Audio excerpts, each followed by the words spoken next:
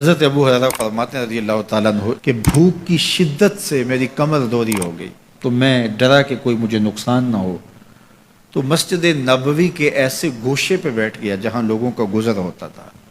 میرا خیال یہ تھا کہ کوئی شخص مجھے دیکھے گا اور دیکھ کر کے پہچان جائے گا کہ مسئلہ کیا ہے، لیکن جو بھی گزرتا سلام کر کے چلا جاتا، شاید اسے جلدی ہوتی، یا پھر ہستی پلکوں کے نیچے غم بھی پلتے ہیں، مگر کون دیکھتا ہے اتنی گہرائی میں۔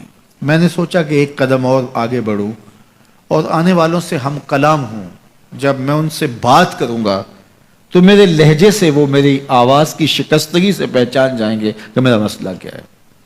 تو کہتے ہیں حضرت عمر رضی اللہ تعالیٰ عنہ آئے، میں ان سے کوئی مسئلہ شرعیہ دریافت کیا، لیکن شاید انہیں بھی جلدی تھی، انہوں نے مسئلہ بتایا اور آگے بڑھ گئے۔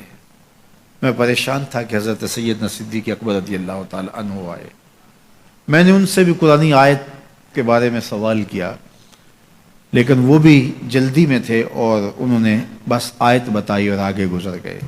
تو فرماتے ہیں کہ میں ایک عجیب کیفیت میں مبتلا بیٹھا تھا کہ ایک جانب سے روشنی اٹھی اور دل و قلب و نگاہ کا مرشد اولین آ گیا۔ تو کہتے ہیں حضور آ گئے،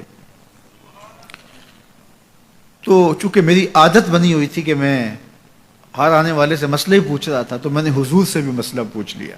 تو حضور نے میری جانب دیکھا اور پھر زیر لب مسکراتے ہوئے بولے، ابو ہریرہ بھوک لگی ہوئی ہے؟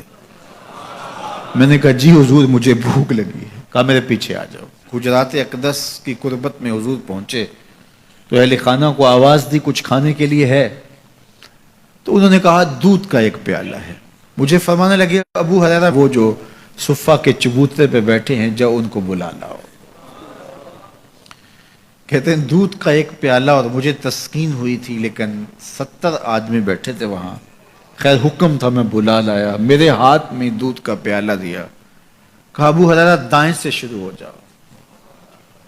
اب میں ایک شخص کو پیالہ دیا اور دودھ کو دیکھنے لگا، اور وہ سیراب ہو کے گٹا گٹ پینے لگا، اپنی بھوک اور پیاس مٹا چکا، اور میں نے دیکھا کہ ایک قطرہ بھی کم نہیں ہوا۔ میرے اندر جو پہلے وسواس اٹھ رہے تھے اور مجھے جو احساس ہو رہا تھا وہ مٹ گیا۔ پھر میں نے دوسرے کو پیش کیا، اس نے بھی سیراب ہو کے پیا، لیکن دودھ ایک قطرہ بھی کم نہیں ہوا۔ پھر میں نے تیسرے کو دیا، چوتھے کو دیا، 70 آدمی دودھ پی گئے، لیکن دودھ میں سے ایک قطرہ بھی کم نہیں ہوا۔ لگتا تھا رب نے اس دودھ کا تعلق حوض کوثر سے جوڑ دیا۔ تو حضور نے فرمایا ابو ہریرہ، میں نے کہا جی حضور۔ فرمایا کون باقی؟ میں نے کہا حضور ایک آپ باقی اور ایک میں باقی۔ تو فرمایا اب تم پیو۔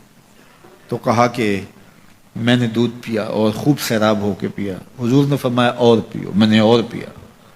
پھر فرمایا اور پیو۔ میں نے کہا مجھے قسم ہے اس ذات کی جس نے آپ کو حق کے ساتھ مبعوث کیا ہے، میرے میں ایک قطرے کی گنجائش بھی نہیں ہے۔